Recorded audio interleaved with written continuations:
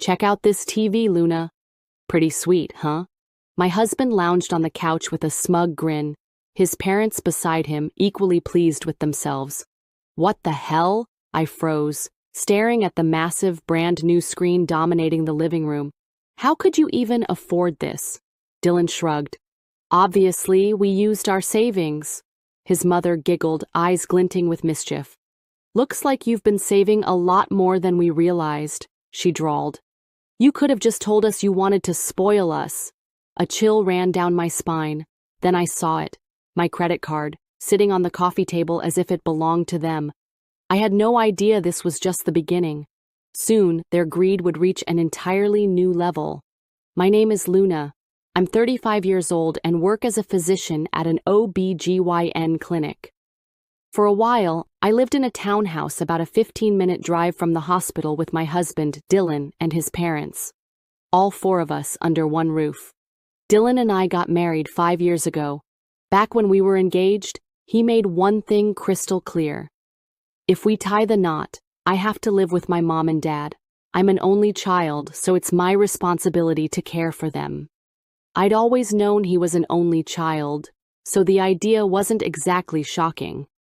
I figured that at some point in our marriage, we'd have to accommodate his parents, but I never imagined it would happen right away. Still, I told him, that's not a problem, because I truly believed we could make it work. So, after our wedding, we rented a slightly larger place, something with enough space for 4 adults to coexist comfortably. At first, everything seemed to fall into place. Dylan's parents were incredibly accommodating, always saying things like, "Luna, you work as a doctor, and that must be exhausting. Just focus on your job and leave the housework to us." And they really meant it. They handled the cooking, the cleaning, the laundry, pretty much every household chore. Thanks to them, I was able to pour all my energy into my career without having to stress about domestic responsibilities. I assumed Dylan was benefiting from this arrangement too, but then, just 6 months later, everything turned upside down without warning. One day, completely out of the blue, Dylan quit his job. No discussion, no heads up, just walked away from it like it was nothing. Naturally, I was stunned. "What? You just quit? Out of nowhere?" He just shrugged, completely unfazed. "I've worked hard enough. I need a break to figure out my next move.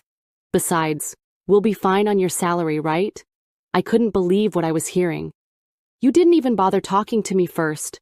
And what if you don't find a new job anytime soon? What if something happens to me and I can't work?" He just shrugged again, completely unfazed.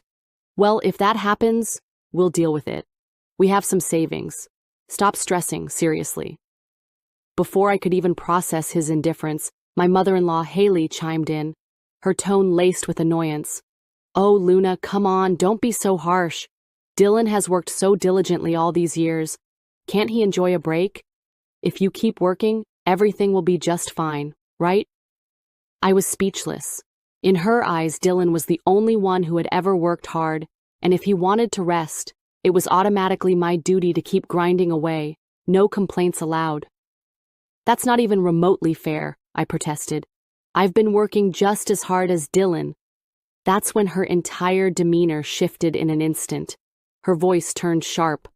"Luna, you act like you're the only one making sacrifices. Don't you realize that your father-in-law and I never take a single day off from keeping this household running while you're at work? If you're going to be so ungrateful, then fine. We'll stop doing chores altogether. From now on, you take care of everything yourself."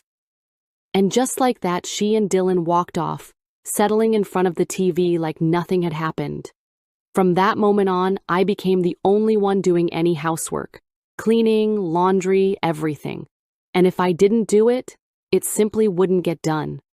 Meanwhile, my in-laws and Dylan still needed to eat, but since they refused to cook anymore, they started ordering takeout nearly every single day. Fancy delivery meals, gourmet pizzas, premium burgers, the works. Then they'd turn to me and say, "Luna, at least leave enough money to cover the food. You're not expecting us to pay for it all, are you?" When I asked them to cut back on their spending, their response was instant outrage. Wow, so now you want us to pinch pennies on our meals? We're practically living like hermits stuck at home all day, and you're saying we should cut food costs?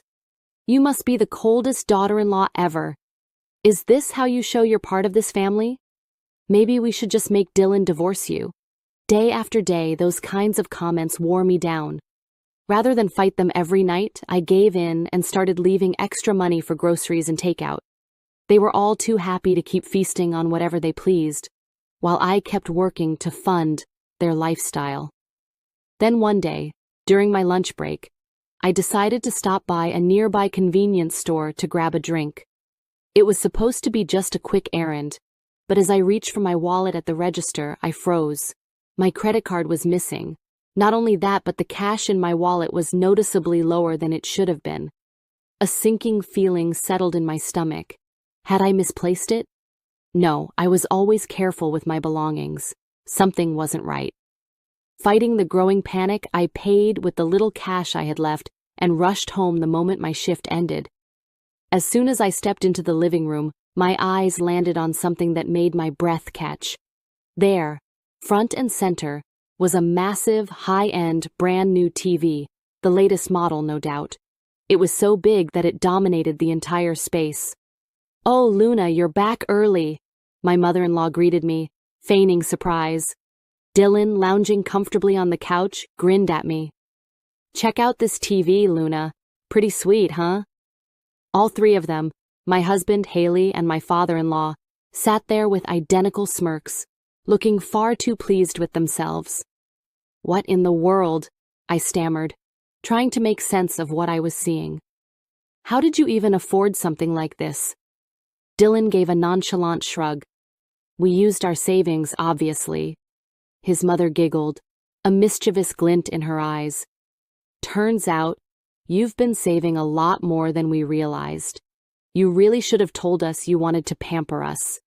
Thanks for being so generous, daughter-in-law. Maybe you're finally stepping up to your responsibilities." Something about the way she said it sent a chill down my spine. And then I saw it, lying right there on the coffee table, as if it belonged to them. My credit card, the one issued in my name. "You used my card?" My voice wavered between disbelief and fury. "How did you even figure out my PIN? Dylan rolled his eyes like I was being dramatic. "We didn't have to ask. I know you well enough to guess. You're my wife, after all." And then my mother-in-law, grinning ear to ear, added in an almost giddy tone, "We noticed you'd set Dylan's birthday as your PIN. Guess you're more sentimental than I gave you credit for, Luna. I actually thought you didn't care about him at all, but I guess I was wrong. In reality, I'd just never gotten around to changing it after we got married." Any special affection I once had for Dylan had long since vanished. Feeling bold now, Haley and my husband kept pushing. "Anyway, you haven't exactly been handling your duties as a proper wife until now, so let's not make a big fuss over a little credit card purchase." Dylan leaned back lazily. "Basically, all you're good for is bringing in money. So here's the deal. We need at least $3,000 or $4,000 from you every month. No, actually, make it $4,000 minimum. That's the new arrangement. And don't bother trying to hide anything. Just hand it over." I felt my entire body go rigid. "You've got to be kidding me." My voice was quiet but seething. "Why should I hand over thousands of my hard-earned dollars every month as your personal spending fund? If you need money so badly, go earn it yourselves. And you..." I turned to my in-laws, my patience snapping. "Maybe instead of demanding cash, like it's your birthright, you could actually show some concern for the household budget for once." Their faces twisted with anger. My father-in-law scoffed. My mother-in-law gasped, then snarled, "You have some nerve talking to your elders like that. Where is your respect and gratitude? All you're good for is making money. Clearly, you have no manners at all." Dylan slammed his hands down on the coffee table, furious. "I've had enough of this." He stormed off, and for a brief second I thought he was just going to sulk. But when he returned, he was holding a piece of paper. He shoved it in my face with a smirk. "Here," he spat. "It's a divorce petition." I blinked, stunned. It was already filled out. His signature was in place, and his parents, because of course they had to be involved, had signed as witnesses. "Go ahead and file it if you really think you can manage on your own," Dylan sneered. "But if you do, you're leaving this townhouse. We're not living with some stranger, got it?" His mother smirked, crossing her arms. "Dylan, you're so clever. Luna will forgive you if you drop this ungrateful act right now, but if you dare talk back to us again, you're out, and this divorce is final." All three of them started laughing, as if this was some kind of joke, as if they had the upper hand. But while they laughed, something unexpected stirred in me. Relief. Pure, exhilarating relief. I had to keep my face neutral. I couldn't let them see just how much I wanted this. "All right," I said calmly, turning toward my bedroom. "I'll just take what I need and go." They looked at me, puzzled, like they couldn't quite believe I was serious. Maybe they thought I'd break down and beg. Maybe they assumed I'd grovel for forgiveness. They had no idea they were doing me the biggest favor of my life. I walked into my room, gathered only my most valuable belongings, and then, without a shred of hesitation, marched right back out. "I'm leaving," I announced, my voice steady. "Don't bother contacting me for anything." Without waiting for a reaction, I walked right out. Of course, I made sure to take the divorce form with me. That night, I checked into a modest motel a few blocks away. It wasn't anything fancy, but it was clean, quiet, and most importantly, a place where I could finally breathe. As soon as I settled in, I went online and canceled the credit card they'd used. My balance had been well over $10,000, but they had burned through more than $7,000 on that oversized TV, and who knows what else. The loss stung, but I wasn't entirely ruined. I had 2 other savings accounts in separate banks, ones they couldn't touch. It was infuriating to have that much money stolen from me, but I decided to look at it as an unintentional severance package, payment for cutting those 3 leeches out of my life, for good. The next morning, I headed straight to the county clerk's office and filed the divorce papers. They were processed and stamped without delay. Right then and there, I requested official documentation, ensuring my status was legally updated. The weight that lifted off my shoulders was indescribable. Just like that, I was no longer bound to them. Not legally, not emotionally, not in any way that mattered. It was one of the happiest moments of my life, but I wasn't done yet. Next stop, a real estate agent. I had 2 goals. First, I needed a place to live, one that was mine, where no one could barge in and claim ownership. Second, I wanted security. The nightmare I had just escaped only reinforced how crucial it was to have my own space, free from toxic people who felt entitled to my money and my life. You never know when your living situation might go south, so when the opportunity to reclaim control presents itself, you take it without hesitation. After some searching, I found the perfect home, a newly built single-story house in a quiet neighborhood not too far from my job. It had an open-concept living area, a sleek modern kitchen, a spacious walk-in closet, and a cozy backyard where I could unwind. It was everything I needed, enough space to relax, host friends if I wanted to, and most importantly, a place where I could feel safe. That same afternoon, I wasted no time. I went shopping for furniture, ordered appliances, and arranged for immediate deliveries whenever possible. The next few days were a whirlwind. Between moving in, buying essentials, and setting up my new life, my schedule was packed. But for the first time in years, I felt exhilarated rather than exhausted. Every purchase, every decision, every step forward felt like reclaiming a piece of myself. Sure, I spent a lot, but I saw it as an investment in my fresh start, one that was long overdue. A few days later, around 8 in the evening, I had just sat down to enjoy my first peaceful dinner in my new home when the doorbell rang. I frowned, setting down my fork. Who could that be? Curious but wary, I checked the intercom, and there they were. Dylan, my ex-mother-in-law, my ex-father-in-law, the three people I had sincerely hoped never to see again. A tired sigh escaped me, so they finally tracked me down. I unlocked the door, bracing myself, but before I could say a word, Dylan shoved past me, storming into my house like he owned the place. "What the hell is this?" he snapped. "You just up and move without telling us anything? Are you insane?" His parents stepped in after him, trying to calm him down. "Dylan, now. Remember what we talked about," his mother said, her tone dripping with faux patience. "Don't lose your temper so fast." "That's right," my father-in-law echoed, his eyes scanning the space. "Though I must say, this place is nicer than I expected. Bigger than the old townhouse. Pretty modern, too." Without waiting for permission, all three of them strolled further inside, looking around like they were inspecting property they were about to inherit. I snapped out of my initial shock. "Hey, you can't just barge into my home," Dylan scoffed, barely glancing at me. "Shut up. This is our house. We have every right to be here." They wandered through my living room, commenting on the furniture, the decor, the layout, like they were making themselves comfortable for a long-term stay. Then my mother-in-law turned to me and smiled, smugly. "The style isn't exactly to my taste, but I suppose it's spacious enough," she said. "Luna, good job setting this up for us. We've decided we're willing to live here with you, like one big happy family again." I nearly laughed. "Excuse me?" I said, making sure I had heard correctly. She nodded, as if this was some kind of generous offer.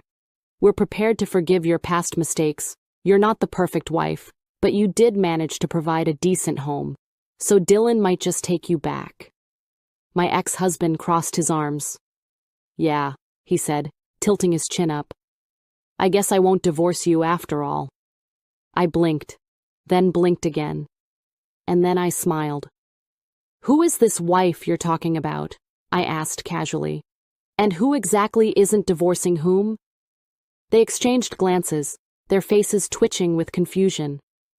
I reached for my bag, pulled out my newly updated divorce documents, and unfolded them with deliberate slowness. "Newsflash," I said, waving the paperwork. "I'm single now. That means I'm not married. To anyone." Then Dylan's expression darkened. "What nonsense are you talking about? Stop trying to distract us with your gibberish."